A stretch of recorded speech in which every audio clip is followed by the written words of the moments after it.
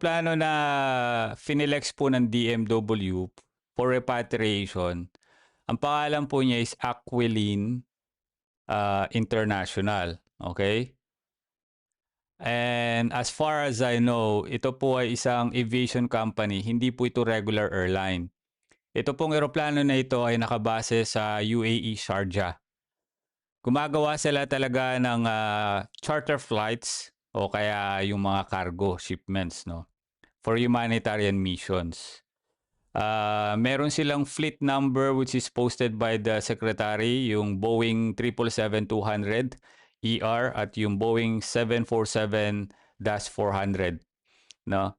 Karaniwan po ito ay walang flight numbers kaya hindi ko makita sa flight radar. Ito po. But yeah, as I find out that this is a international aviation company which cater humanitarian missions kagaya ng charter flights at minsan pa ho ay cargo shipments. Ang airline na ito ay nakabase sa UAE. So kung hindi ho ako nagkakamali, itong eroplano na ito ay papunta ng UAE ngayong araw na to. Tingnan na lang natin.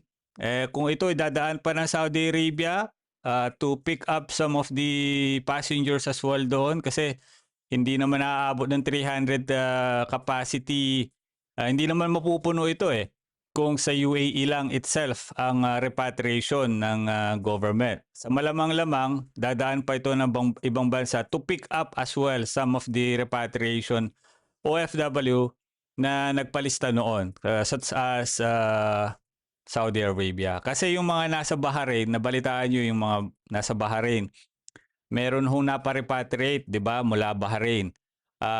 As I mentioned sa iba nating mga videos, kung nanonood talaga kayo, na-mention ko noon na magkakaroon ng repatriation sa Saudi Arabia at ang number 1 na nasa listahan nila ay ang mga bahay kalinga. Okay, yung mga nasa bahay kalinga na Saudi Arabia. Ano po yun? Magkakasama po yun. Jeddah, Riyadh, Dammam. Pinagsama-sama yon. Para lang mabuo yung 300. Ano ba kayo? Huwag kayong maingay. Okay.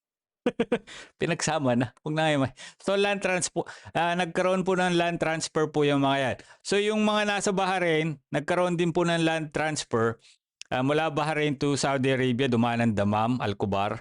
Tapos UAE, Kuwait. Kasi ang Saudi border po nagluwag. Niluwagan ng Saudi yung kanilang border to expedite those Filipino or other nationals na gusto magkaroon